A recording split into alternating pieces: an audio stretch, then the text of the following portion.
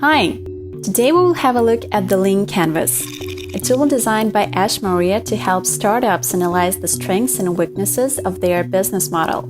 And also we will practice using Lean Canvas on the Uber example. To work out your business activities, you need a business plan. A good business plan requires a massive amount of work. But how can you verify your idea before investing so much time and effort? Lean Canvas can help you with that. You need a Lean Canvas if you want to create a product that will be in demand in the fast-changing market. This tool allows startup founders to mitigate the risk and uncertainty associated with the product inception.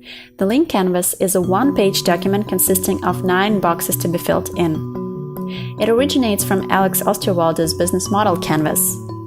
Initially, the last one was designed for well-established businesses and not really applicable to startups. That's where Lean Canvas comes in. Its key difference from the business model canvas is its problem-solution-oriented approach and focus on the customer. To address this, the 4 business model canvas boxes, namely key partners, key activities, key resources, and customer relationships, were replaced with problem, solution, key metrics, and unfair advantage respectively. That helps founders focus their products on resolving their customers' problems instead of specific features of the product. In practice, it doesn't take a huge amount of time to fill in the Lean Canvas. We recommend you to stick to the following order, but it's not obligatory, and you're free to choose the way you feel comfortable with. Let's do this together through the example of the world-known peer-to-peer ride-sharing app, Uber, back when it was getting off the ground. We should start by defining the target customer. Many startup founders suffer from a common misconception called "everybody needs my product." Narrow down the customer segment as accurately as possible. You'll be able to expand it later on if you blossom out. Uber offers its service to passengers and drivers. The passenger segment can be split narrower by demographics, type of usage, and socioeconomic characteristics. Drivers also divide into users who opt for Uber as a full-time job solution and those who leverage it in addition to their main job. It's best to mark each segment in different colors your convenience. In the early adopters section, you can specify the actual people who will be the first to use the raw product and provide feedback. These may include first customers, developers, friends, and even you, the startup founder. In the problem box, we refer to customer problems that your product is meant to solve.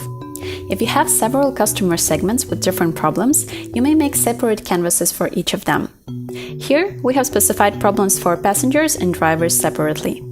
Therefore, we've got such problems as expensive taxi service, availability of cabs, long waiting time during the rush hours, advanced booking is often required, and lack of driver profile for passengers.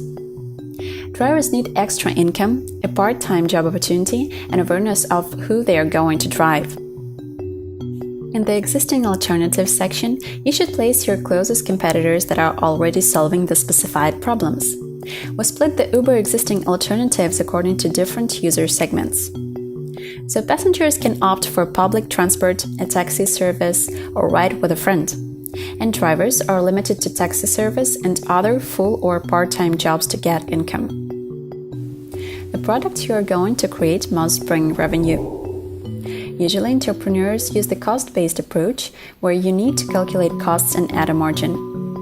However, we recommend you to rely on the average value required for the customer to solve the problem. For example, Uber takes around 25% of the pay for each ride.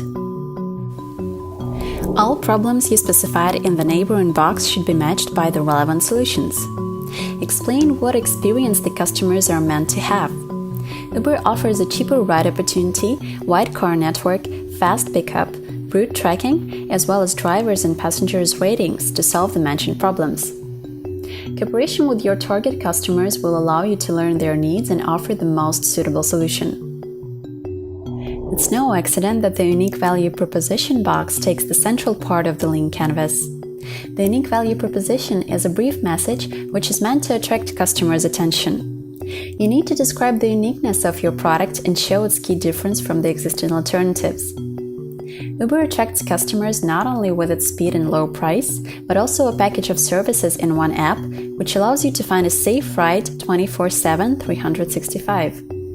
Drivers, in turn, opt for Uber as they can work on their own schedule, manage their revenue, navigate the route through the app, and forget about taxi license issues.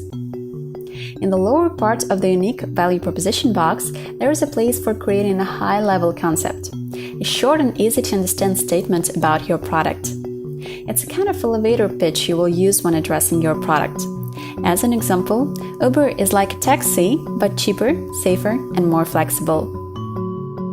Even the most groundbreaking product on the market can fail if the customers are not aware of it. Specify communication channels to reach out to your target audience. In our canvas, Uber relies on PR, word of mouth, and user referrals. Define key tracking metrics to measure the progress of your business. Initially, you can do with one key metric like minimum success criteria, meaning the outcome that can be deemed a success. Later on, you can expand your lean canvas with other vital metrics. As for Uber, they factor in the number of users and rides, money earned, and referred users. The fixed and variable costs find their place in the cost structure box. These may include costs for the office rent, hardware, recruitment, market research, etc. It's enough to narrow your time window to a particular milestone like a product release or achieving the first 100 customers. Once your cost structure box is filled in, you can balance it with revenue streams and get answers to such questions as how many customers do I need to pay off the investments, where is the break-even point, and others related to the winning outcome. In our example, let's focus on costs for product development, infrastructure and support, as well as the marketing expenses and salaries. The last step in the lean canvas is your unfair advantage. This term denotes a special thing about your idea that your competitors are not able to copy or obtain in any possible way. Unfair advantage may include a good reputation, exclusive access to some data, personal authority, community, or any other unique advantage. It's not necessary to seek out your competitive advantage right now. You can fill in this box later when some other things have started to go in your favor. When Uber was founded, its unfair advantage was the experience the application offered: low-priced rides at the push of the button. That's it. Remember that your lean canvas can and needs to be changed once you get new feedback from your customers. While you're in a startup mode, you're still testing various hypotheses. Some get confirmed, some don't. But make sure you adjust your lean canvas according to the facts and not how you wished things were. This was the introduction to the lean canvas model from Railsware. If you're interested in the content like this, press thumbs up and subscribe. Thank you very much for being here with me, and have a wonderful day!